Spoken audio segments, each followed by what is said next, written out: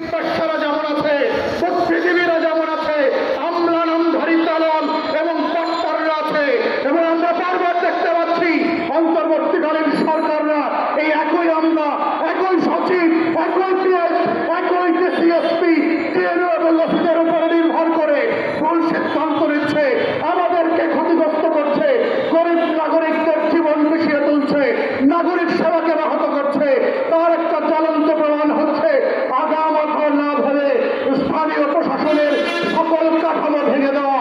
এক চিঠি দিয়ে একইভাবে যারা নির্বাচিত হয়েছিল আওয়ামী লীগের প্রতীক দিয়ে সেই ইউনিয়ন পরিষদের চেয়ারম্যান এবং মেম্বারদেরকে তারা বাতিল করে নাই।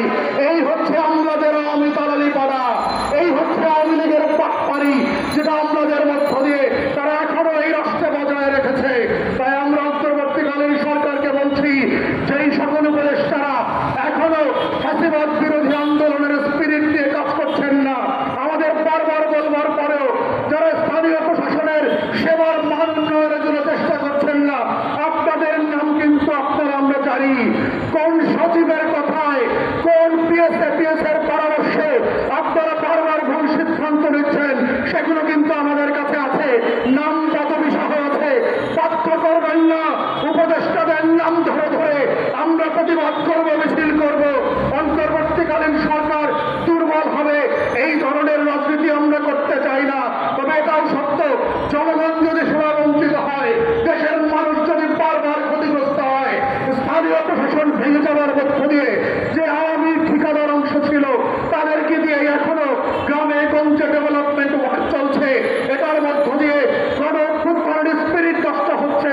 তাই আমরা বারবার বলেছি, যারা ফ্যাসিবাদ বিরোধী আন্দোলনে ছিল, সেই সকল কাউন্সিলর, পৌর মেয়ররা বিএনপি জামাত থেকে বহিষ্কৃত হওয়ার পরেও স্বতন্ত্রভাবে দিনের ভোটে নির্বাচিত হয়েছে, তাদেরকে পুনর্বহাল করেন। বিএনপির মহাসচিব মির্জা ফখরুল যে 19 জন মেয়রকে পৌরসভায় পুনর্বহালের কথা বলেছেন, আমরা তার সাথে একমত পোষণ করছি, তাদেরকে পুনর্বহাল করেন। বিএনপির চট্টগ্রামে যেভাবে মেয়রকে পুনর্বহাল করেছেন, সারা বাংলাদেশে ফ্যাসিবাদ বিরোধী আন্দোলনের প্রেক্ষাপটে গণঅভ্যুত্থানের স্পিরিটকে ধারণ করে যাচাই বাছাই করে সার্চ কমিটির মাধ্যমে কাউন্সিলরদেরকে পুনর্বহাল করেন, সেবা ফিরিয়ে দেন।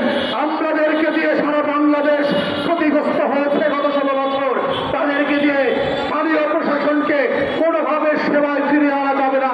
তাই এই দাবির প্রেক্ষিতে আমরা দাবি করছি, এই বৃহত্তর আন্দোলন আসবার আগে, ঢাকা অচল হবার আগেই আপনারা সার্চ কমিটি গঠন করেন এবং এই নাগরিক দাবিগুলো মেনে নেন। যাচাই বাছাই করে যারা ফ্যাসিবাদ বিরোধী আন্দোলনে ছিল, গণঅভ্যুত্থানের পক্ষে ছিল, তাদেরকে আপনারা পুনর্বহাল করেন। স্থানীয় সেবাকে